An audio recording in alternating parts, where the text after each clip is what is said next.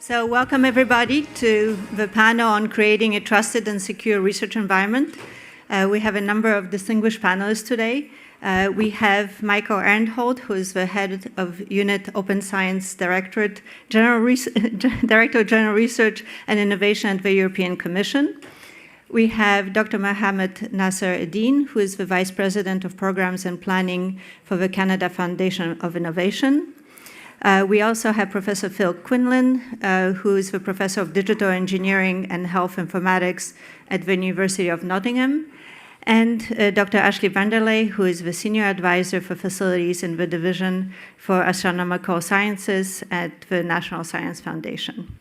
So welcome everybody, and let's see if my slides work. My name is Eva Dielman. I'm a research professor in computer science at the University of Southern California, and I'm also a research director at the USC Information Sciences Institute. To set the stage for this presentation, for this panel, I want to talk a little bit about the work that I do within the context of a Cyber Infrastructure Center of Excellence that's funded by the National Science Foundation to work with the major facilities and mid-scale facilities in the US. So in terms of what's relevant for this panel, I'd like to talk about the data lifecycle that the center supports. So we provide advice to the major mid-scale facilities around the data lifecycle that goes from the data capture at various instruments to the processing, initial processing close to the data, so at the edge, doing some initial validation, and then processing at a central location, which involves generating data products that are used and distributed to the community.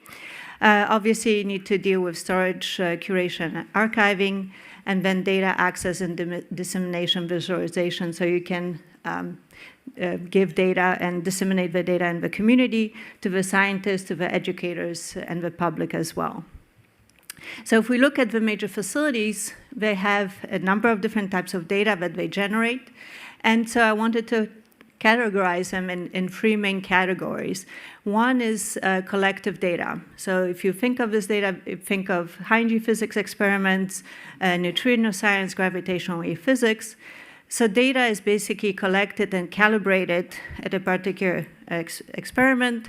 It's analyzed by the community. So the community actually dictates what type of data is collected, how the analysis is done. The data then is often shared first within this community and then more broadly. So in this type of environment, you have very complex data. However, the whole collaboration knows about the detailed metadata, the data itself. So the data has a single steward. So in some sense, you have one person or one collective that's responsible for sharing the data and making sure that it's well annotated and trustworthy.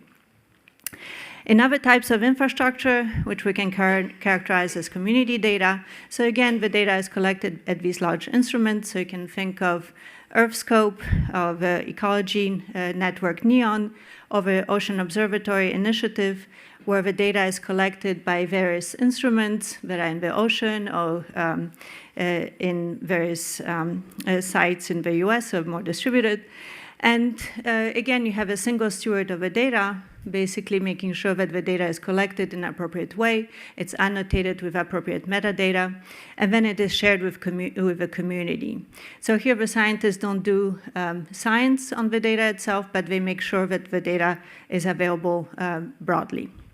And then you have more complex situations where the scientists, the PIs, come to a particular facility to conduct an experiment.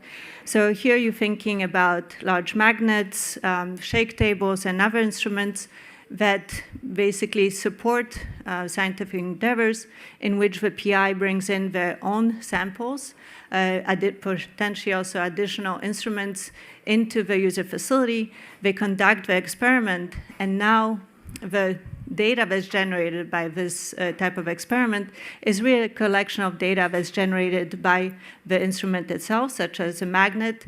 It's also the metadata that's associated with a particular sample or the sample grower that generated the sample for this experiment, and also additional configuration of the instruments that I brought into the facility.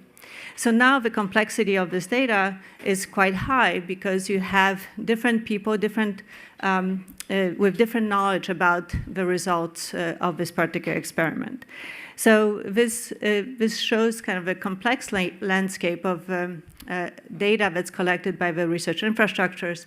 And in some cases, you can also have this hybrid approach where you have, for example, in research vessels, where the scientists bring in their own experiments on board during the cruises. So they collect their own data. At the same time, the ship itself is an instrument and collects additional data as well. So again, you have a very complex system where, for data collection, and then which complicates data dissemination. And then, of course, so far I talked only about open data, but sometimes data is obviously not meant to be shared in its raw form. And we had a very good discussion of that also earlier today. So health data, social science data, and others are not being shared, cannot be shared due to privacy concerns. So in these cases, you need to develop environments which enable sharing the data for scientific purposes. And this is an example out of Netherlands of a SANE environment where scientists basically analyze the data in a secure environment, and before the data is distributed back to the scientists, it is reviewed to make sure it's allowable. So in this context, when we look at different types of data, we have, the data has different attributes to be called trustworthy, so availability. So the data can be accessed only by authorized users. Data integrity is important, so obviously that it has not been maliciously or otherwise tampered with. Authenticity, so you can review the provenance of the data and its origins. You also deal with reproducibility, so how the data was obtained and can you reproduce it. Confidentiality for sensitive information obviously is important as well. And credibility, are you getting the data from a trusted source? And then, so this is the data on one side. On the other side, we also have different stakeholders that oversee different parts of data sharing. So data users, the researchers, the educators, and the public. The data providers, so these are the entities, the research infrastructures that we're talking about that are responsible for the data integrity, authenticity, and the sharing. You also have the infrastructure providers, so you can think of the cyber infrastructure that underpins these infrastructures, so the storage or transmission of data and the processing. And then, obviously, facilitation and compliance professionals that make sure that the data is used in an ethical way. And funders and policymakers that obviously influence how the data is managed and disseminated to the public. So in this context, we want to ask a question, how do we create a trusted and secure research environment? So in this panel, we have a set of questions that we're going to ask the panelists, but we do welcome your questions as well. So if you allow me, we have 3 questions we're going to start with. So the first one is to please describe your role in the research infrastructure ecosystem, and what are the primary concerns that are addressed in your work in relation to creating a secure and open data. So Ashley, if you could please start.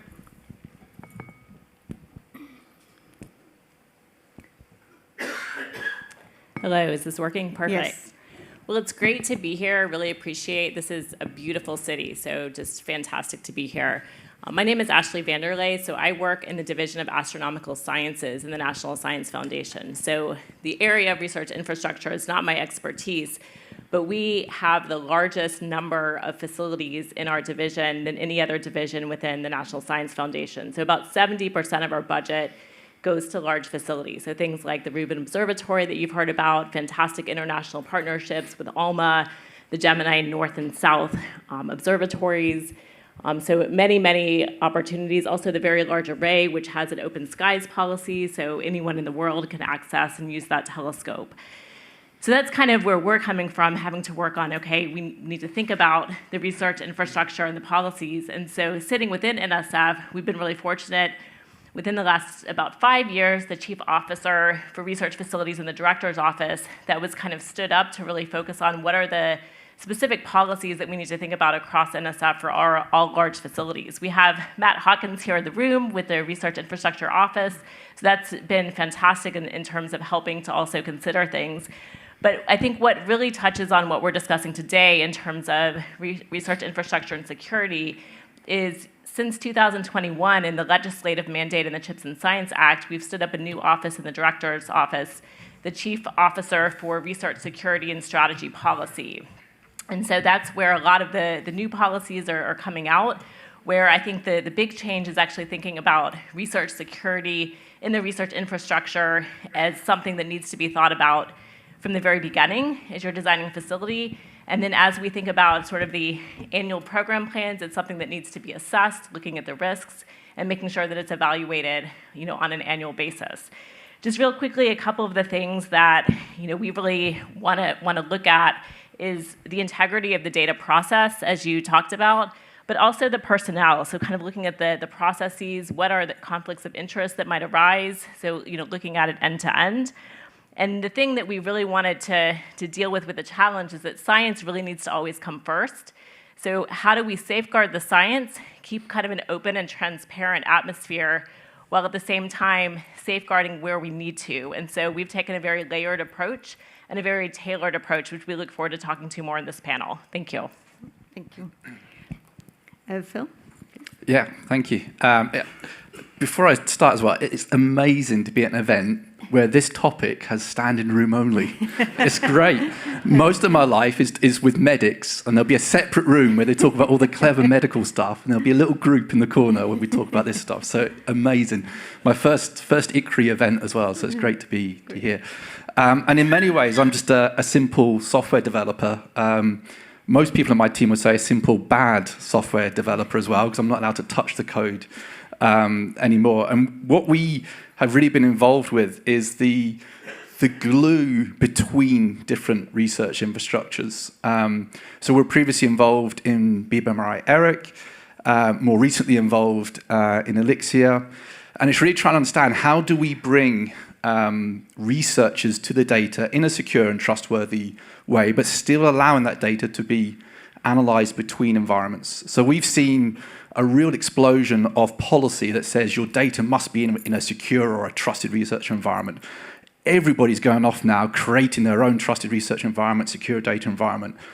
But what if I want to analyze data between two of them? Actually, I need that computer, I need that HPC, but the data's over here, right? So how do we build the software and the tooling to allow you to create a virtual single infrastructure that's made up of multiple different infrastructures? And so that's what we do a lot with. And it's great to be here because we've been doing collaborations with UQ and ARDC in Australia, and with colleagues in Singapore as well. So that use case it's interesting on a national level, and it gets really interesting on an international level. Thank you. Mohammed, please. Good. Well, good afternoon. It's such a privilege to be on this panel with such esteemed colleagues and to talk about a very interesting topic. It's my third ICRI, and I can see how each and every conference is building on the findings of previous conferences, and we are getting to a point where we really need to dig deep on how can we deal with data and all the challenges that are coming with it. A bit of context about before I start. So I come from the Canada Foundation for Innovation. So we are a funding agency in Canada who have the responsibility and mandate to support our researchers by giving them the research infrastructure they need to do the cutting edge research and internationally competitive research. From a funder perspective, it's important to reflect on where we're coming from and how we kind of evolved. One of the main objectives that we have is to align ourselves with the needs of the community and the needs, the current, the future, and the emerging needs. So, 10, 15 years ago, we didn't have all these issues related to data. Or I would call it challenges, not issues. and nowadays, when you talk about research infrastructure, we need to go beyond the physical assets, right? It requires the personnel needed to optimally use the infrastructure, the data, the tools, the technology. And guess what? It's evolving in a very quick pace. And now, how can we adapt ourselves? How can we ensure the agility that is needed to adjust, to support, and then to be up to the expected level based on the needs of the community. And when you add to the mix also the international international collaboration incentives and requirements, again, how can we make sure that we develop the standards required, and then we build in the security needed to be open and to share the data? And we are called, I think in each and every nation that we represent here, we're called to have a role on global challenges. And guess what? Data is at the center of all these initiatives, global initiatives. So I think it's very important to talk about it, and then to see how can collectively we kind of move the yardstick on that element. As a funding agency, we have a responsibility, and then institutions have responsibilities, and researchers too. But I think if we are able to come with common agreement on how can we advance this, I think that would be fantastic. And that's my main goal here about being part of this conversation. So I look forward to it. Thank you. Thank you. Michael, please. Yes. So you asked about what is our role from the European Commission, what are our concerns? Well, as the European Commission, we have different roles. We are, I think it was at your bottom right corner at the previous slide, we are a policymaker, both in terms of doing the kinds of things that you put there, setting data management or data sharing requirements, but also legislation, which I don't think was on your slide. As a policymaker, we also legislate. And of course, we are also a funder, like Mohammed. So we are a policymaker in terms of trying to streamline the landscape of research infrastructures in Europe. We are also, of course, with the help of our member states, prioritizing investments. And you saw the promotion from the chair of ICRI about the recent landscape analysis, which is part of this exercise. We are, of course, also helping to reinforce transnational access to research infrastructures. And in that respect, also adapting more and more to new user communities, which is important for, at the same time, keeping them open and keeping them secure, because we're talking more and more about users that cross disciplines. We're talking about users that also come from industry of various sizes. As was emphasized previously, we are increasingly supporting the digitalization of research infrastructures, and this is where new security risks, of course, come into play. And digitalization, of course, concerns instrumentation. It concerns the way you set up the instruments. It concerns access. And of course, it concerns the way you handle the increasing amounts of research data and how you best share them. And of course, connected to that, the use of AI, which we're also promoting as a policymaker. The concerns what we have in terms of research security, they range. I mean, you can categorize them maybe in 4 different groups. One is related to cybersecurity, which is a vulnerability of research infrastructures, where you see attacks that are related either to get access to the data, but also maybe get access to the instruments, to the equipment, to be used for other purposes, which we saw yesterday also in the workshop. It's related also to knowledge transfer or technology transfer for commercial reasons, and those could be undesirable. In some cases, could be harmful also to what we want to obtain as the European Union. It could be also, and this was mentioned also, harmful influence on the research, so related to restricting academic freedom, for instance, or injecting misinformation or disinformation, or in general, if you like, foreign interference in the kind of research we want to do. Ethics, integrity violations could also be part of that. So using technology to infringe the kind of rights or values that we have in Europe. Thank you. So you mentioned some of the challenges already, but can we talk about what are the biggest challenges that, especially when you're trying to have an open environment, right, where you're sharing open data, but you want that environment to be secure, so that you don't have people maliciously tampering with the data or getting access to it, in a way that would harm the facility, like you mentioned. So maybe, Ashley, what do you think would be like a biggest challenge or biggest challenges that you worry about? Yeah, so I would say that there's probably 2 really big challenges that we face. One is just that there's competing funding priorities, right? So this is really, really important, but there's other pressure. So for example, the Green Bank telescope needs to get repainted, and that's an important thing for structural integrity, right? And so you have to balance and say, hey, where do we spend our money? And we can see examples where certain security things might have been put off, and then you end up with a ransomware attack that might have been easily prevented with very simple security implementation. So that's always a challenge, and I think something that we need to work on, highlighting. And then that gets to our second challenge that I would bring up, which would be just what the culture is. So what training do we have in trying to create kind of a mindset that research security is part of the identity of being a researcher? We all need to think that way. It was fantastic. One thing we saw yesterday at the workshop from our Korean colleagues, they've come up with a fantastic set of some trainings, I think even using some cartoons and some humor, and anyone who flew here, right, the airlines have learned this. Using comedy on the plane, people may pay more attention to that training before you take off. And so I think that's a place where if we can try to help create the culture around this becoming a common practice and part of that identity will be helpful. Thank you, Phil. Yeah, I'd pick up on the culture part as well, particularly in relating to 5 safes and FAIR, because I think sometimes they're seen as almost competing. So 5 safes, if you don't know it, is a framework to evaluate who and for what purpose you let somebody in to do some work. So safe projects, outputs, and data, and settings, and appropriate people, another one.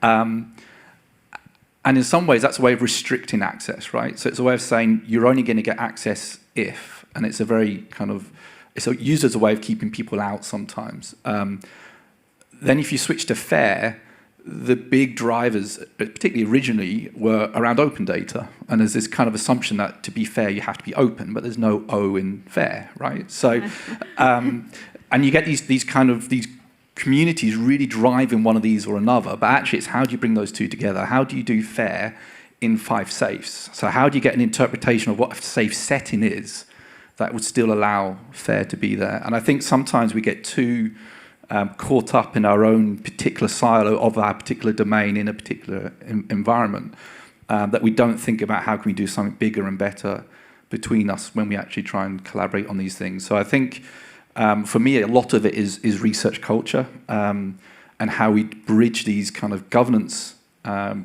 which is rightly there to make sure the data is only used for correct purposes. On the other side, FAIR, which is trying to really promote the reuse and the maximum use of data.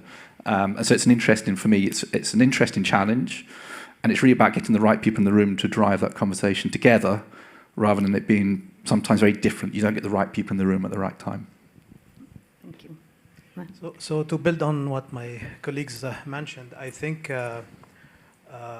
one of the challenges that we have, I mean, once you adopt the idea of expanding the definition of research infrastructure, then the question related to the life cycle funding kicks in. And what's kind of the right balance between continuing to invest in new facilities and also sustain and support the existing facilities with everything they need for the data? And when you provide the right support, again, how can you keep up with the pace of technological change? How can you make sure also that you have the talent required to optimally use the infrastructure, to ensure the management, the stewardship, and then the sharing of access? In designing and understanding our role as a funding agency, where we are expected to elevate our game in terms of what's kind of required and to push the level high. Again, the challenge is how can you avoid developing a one-size-fits-all? Because when you talk about data platforms, they are all different. They can come in different shapes and form based on the nature of the research, the type of the research, the type of data you collect. So dealing with all those challenges under kind of what I call the overarching data challenges, it's not an easy thing. This is where you need to kind of share best practices and see how can we learn from each other. But these are, I think, in a nutshell, what we're dealing with from a funding perspective. Thank you. Michael? I'll get to the funding perspective, but maybe as a policymaker, we have this, of course, principle: as open as possible, as closed as necessary. So for us as a policymaker, the question is, how open is possible and how closed is necessary? you need to ask yourself this question, and also as a policymaker, what are the costs of being, if you like, as closed as necessary? What are the benefits of restricting? Because in many cases there are, of course, benefits. And also, what are the additional burdens to the researchers, to the users of the research infrastructures? And here there are many things as a policymaker that we need to think of. How do we incentivize to set the right access policies in infrastructures? How do we, again, push for having trusted collaborations to be thought about of the research infrastructures? What about HR policies? So the people aspect is extremely important as well. In terms of, as I said, we were also a legislator. So it's very important for us also to provide the right legislative frameworks in terms of course, copyright legislation, data legislation, digital legislation, and to make sure that these rules are very clear about who can access and reuse what kind of knowledge, and equally important, for what purpose and under which conditions. So this is also us as a policymaker to make the legislation clear also for infrastructures in general, and of course those dealing with a lot of data, which are all of them. What are the data protection regulation, data access rights, text and data mining rights, of course, which is important in connection with the use of AI in infrastructures. As a funder, also. We don't do yet, but we can have much more than we used to have the research security part as part of the application process, as part of the selection process of proposals, and to have risk appraisals also of selected projects afterwards. So we can ask the applicants to carry out due diligence into the partners that they bring on board. So this is also part of what we can do as a funder, to say this is part of the criteria we use for awarding the grant to proposals. Thank you. So we talked about balancing so many different things. So maintaining the physical infrastructure versus the cyber infrastructure, looking at funding new endeavors versus maintaining the capabilities that you have so far, the various legislative issues as well. So, maybe another part of it you want to balance is also, do we create more domain-specific environments that are secure and open for a particular discipline, or do you want to fund or develop research environments that are much more broader across different disciplines? And what are the kind of benefits and challenges of these type of approaches from your point of view, Ashley? Yeah, that's a great question. And I think one thing that NSF has been trying to do is to collect community input on these kinds of questions to understand how they may differ across disciplines in very specific and nuanced ways. So we have funded a new, it's called the Secure Center. So we have a center in Washington and a bunch of regional hubs, and this is a 5-year, $65 million award. So in 2 years at the next ICRI, hopefully we'll have some good responses to this, as they're providing concrete input from the community. But one thing that I would just say at this point is, I think there's a balance. We see, some facilities, for example, like the Rubin Observatory, there's some specific measures that might, be put in place, but it's also using a HPC that is multi-use. And so, I think just it really depends on the project, and that's where, again, you have to take a tailored approach as much as possible. And if you can find those efficiencies, that's great, but in some cases it's not practical. So again, I think from our perspective, we really want to learn from the community domestically, but then also internationally. It's been great to hear what other folks are doing with this specific balancing act. Thank you.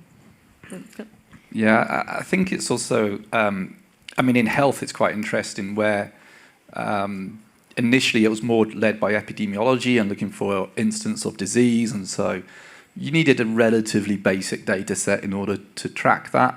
But what we're seeing now is in the city of Nottingham, there's something called CITIUS Lab, and it's trying to combine data from multiple different sources. So believe it or not, every now and again in the UK it does get a little warm.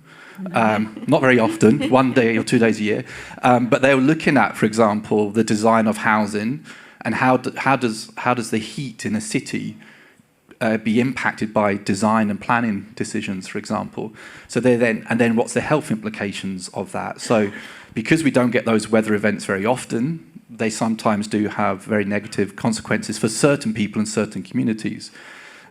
So it's trying to then combine healthcare data, as in the instant of something happening, with satellite data which can capture the heat across the city area, which is then trying to capture information from the social care and the council systems. The problem is each one of those are siloed at the moment. Now, you could say, with like maximum hindsight, well, 10 years ago, we should have just built one system that could do all of that, right? But you'd spend forever designing a system for all the potential use cases that you probably would never have got started. And so I think there's a balance somewhere between you need the innovation and things to get going within the domain at that grassroots level, but at some point you need to understand how does it come together. And I don't know if this is just a kind of urban myth, but I've heard this about Elixir where they say to collaborate on standards and then compete on implementation.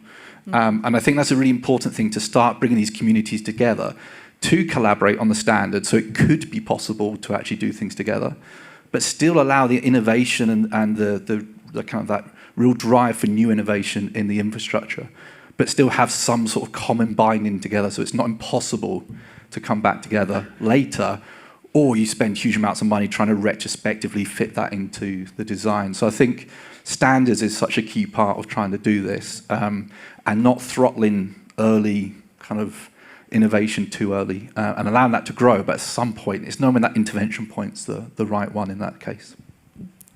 Thank you. Mohammed? So choosing between domain-specific platforms or general platforms, it's an interesting question, and I can use the analogy of this iPhone. You know, it's a smartphone, right? And there's a lot of technologies and features embedded in it. But then if I'm using only 10% of what is in there, is it smart investment to pay $1,500 to procure this? Maybe it's not a smart decision, right? So I think it boils down to what we're trying to accomplish. So what are the objectives of the research that we're trying to do here?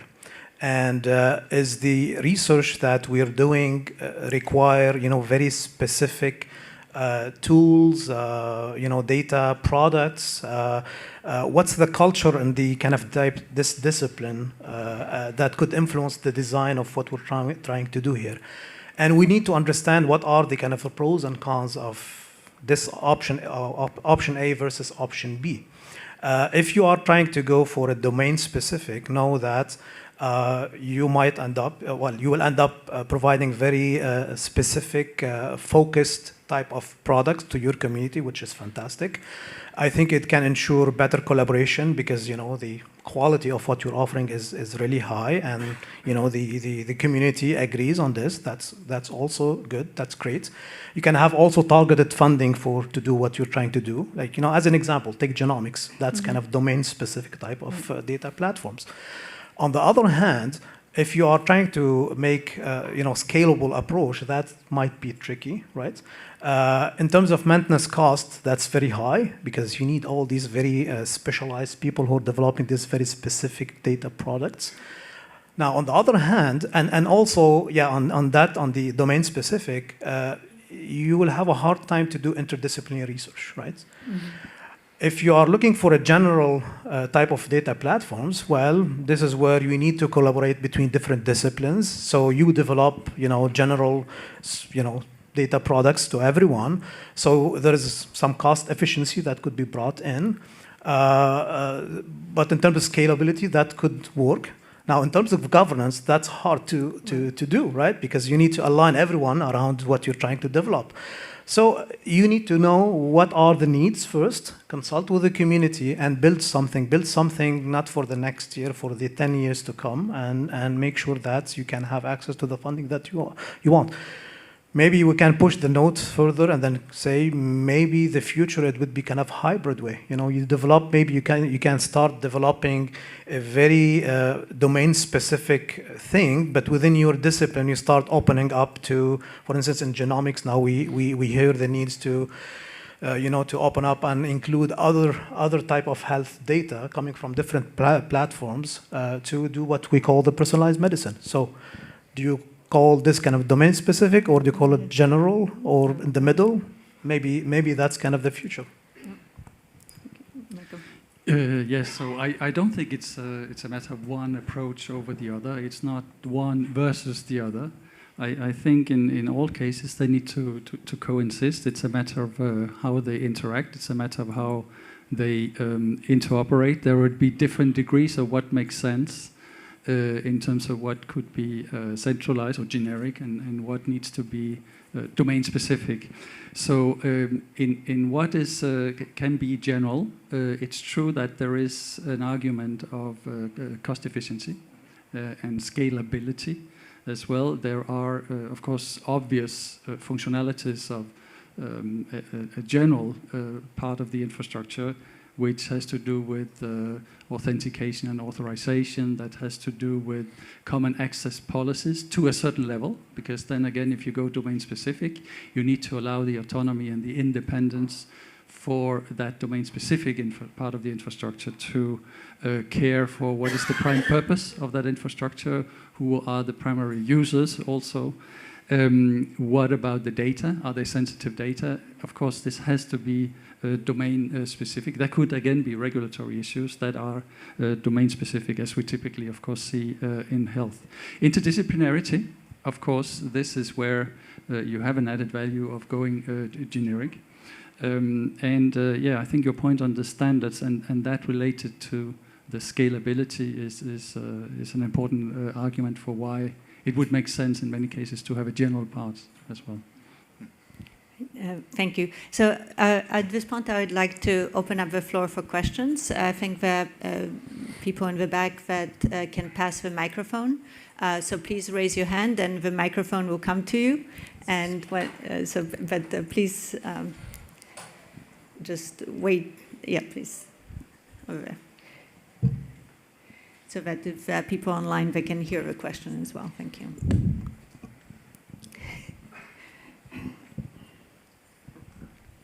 Hi, thank you very much for this very, very exciting contributions. And I think there are so many topics, and all of us could ask you hundreds of questions here. But I wanted to ask maybe about something maybe quite specific, but related to security and integrity, which is, in my opinion, this is probably the key aspects of the data that we are now collecting, both from the legislative perspective, but also from the scientific perspective, because we need to ensure that the data that we're working with and we process and so on are not altered in any way to conclude the reliable things. And you know, when you talked about this, it made me think about, and I think this is not a huge discovery, but it made me think about the blockchain technology, because we've been talking, you know, we've heard about it from the cryptocurrencies and all of this stuff, and it feels like, you know, on the technical level, it seems like this could bring that integrity and security aspect to the scientific data, but I'm not sure, I'm not an expert, to which extent this is a scalable and cost-efficient approach to go about this. So I wanted to ask your opinion, how much work is done on that area, and is that something that we can look forward with the hope for, or that's a completely missed technology when it comes to the scientific data? Who would like to answer first? Do you want to go? So I think in health, it's a really interesting question, actually. So just last week, we were hosting an event in Nottingham. Edmonds in the audience that was organising that. And we posed a question, a statement saying that all OMOP data is unreliable, right? Because we don't know for sure the provenance, right? And it was deliberately a question just to get people talking about, well, how much do we need, how much can we know what the source truth is, and what is the source truth? particularly when it comes to medical data, where two medics might never actually agree that was the correct diagnosis, right? So how do you verify certain data and know that's absolutely correct? So it's not a field that we're directly in, but we come at it more from the standards point of view. And so when you convert data to a standard, you always lose something. And it's understanding what have you lost in that adoption of a particular standard from source. And I know there's people in the audience that do a lot around data provenance in that way. But it is a real challenge, right? And different coding systems in the healthcare, even within the UK, Scotland and England don't code the data in the same way, right? So there's real challenges, even at quite a basic level, just understanding what a disease is to get that right. We may have solutions in other domains. The only thing I would add, I think that's a really interesting idea depending on the type of integrity of data that you're looking to check. There's also other things that are just completely unexpected. So I think it's pretty hilarious, like in radio astronomy, on occasion, a scientist gets really excited, I've discovered something, only to find out it was someone opening up the microwave to heat up their lunch, or it was a pigeon pooping on the dish, or it was, literally a cow rubbing himself up against, the telescope, and it caused an issue.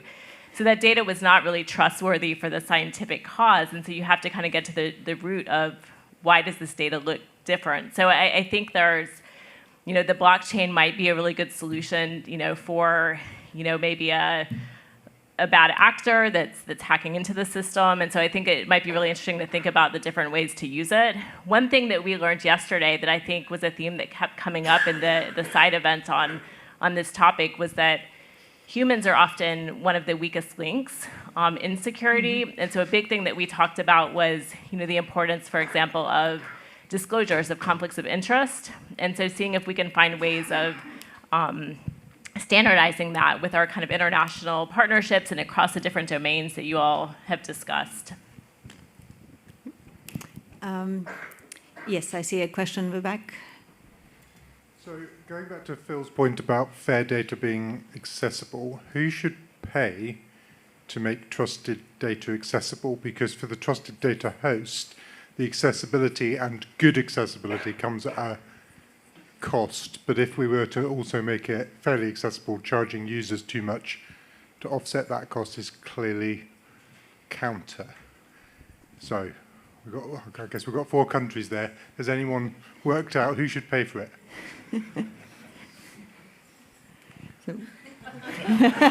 I'm not a funder, so. Well, I think in all the investment that we do, it's for the common good, right? And a lot of the data that are produced are offered in a subsidized way because we support these facilities on the capital side and OpEx to ensure that the service is provided and it's open as possible. So we should pay for that. I should say. I see like in the different examples that comes to my mind. Whether it's ocean data or whether it's health data or whether it's it should be subsidized. Now, there is some distinctions. So if you are requiring some data products that are very specific to your needs, which require a certain development at these facilities, there is a kind of additional cost that you should pay part of it. But in terms of general access to data, I think the funders have a responsibility also to support these facilities, and which we do. Yeah, absolutely. I mean, in Europe, it's also a complex picture because, for instance, you have an infrastructure where you have a certain number of member states that have paid for that to be constructed and is paying now for running them. They accept that there are users accessing it from outside this set of member states because they allow access to the equipment based on scientific excellence only. And there's a lot of added value in that. So you could claim that they're free riders, right? They come from countries that don't pay into the infrastructure. But still, it's of enormous benefit to the research infrastructure because there's a lot of course, preparation of the experimentation. They collaborate very closely. So overall, it's not only a matter of costs for the infrastructure, and they are the member states that are part of this infrastructure. They're happily financing also the access. Of course, from a European point of view, we have the added value, of course, in funding transnational access. So to leverage on this and to incentivize the opening up of the infrastructure for access to all users, not only in Europe, but also beyond Europe. So it's a complex picture, at least in Europe. There are, of course, the infrastructure itself, who's paying. There are those states that are members of the ICRI, and of course, we, from a European point of view, we provide direct funding to this. Ashley, would you like? Yeah, the only thing I would add, so in the US, with legislation like CHIPS and Science, it was pointed out that it is important for the government to pay for this, but we also have a lot of partnerships, right? So we work with universities. They have a reason to try to keep things secure and work, so some of that funding might come through the federal, but there's also other incentives. And then there's also the commercial sector, right? So they have huge incentives, and I think in some ways they might be more advanced than sort of the federal research infrastructure in a country. And so there's a lot that could be learned, for example, from cloud services, and what Amazon is doing, for example. And so I think that's a place where maybe there could be some net benefits in terms of working also with the commercial sector in terms of what they're doing for security. Thank you. Please. Okay, thanks, Chair. My approach is quite different. I come from Fiji National University, one of the new universities in the sub-region. My issues are with regards to trust of data, but from a different perspective, because I've worked in the developing world and I worked previously here in Australia.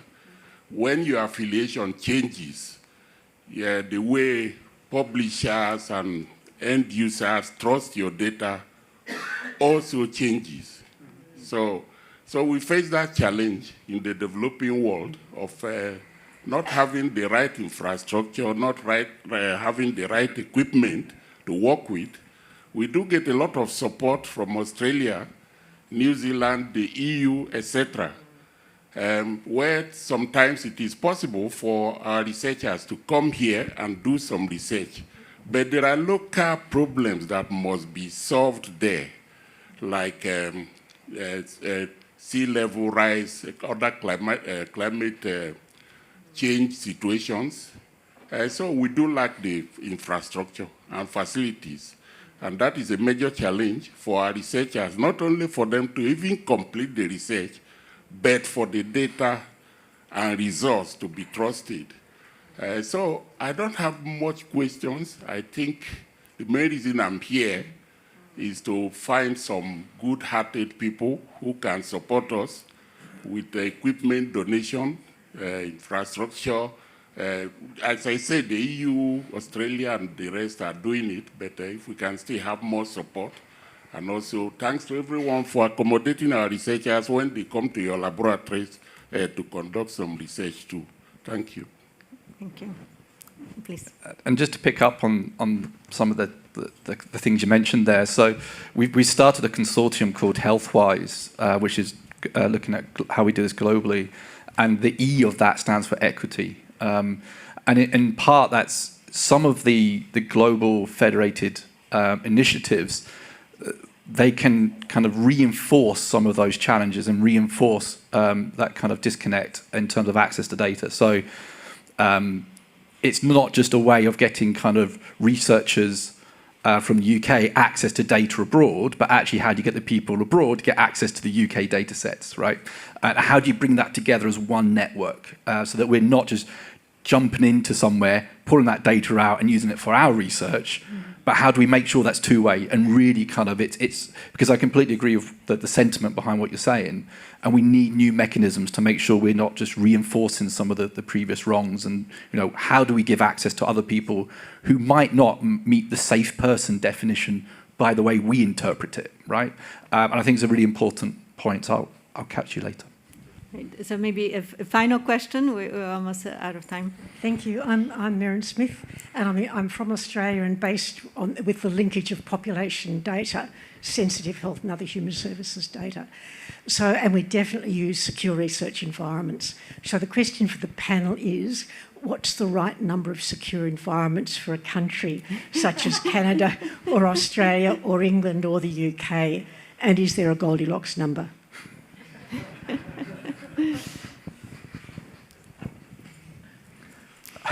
I don't know if there's I don't know the answer to that, as in the number. Yeah. Do we need an global iPhone for our research infrastructures? And other devices are available, yes. But I think there is for me,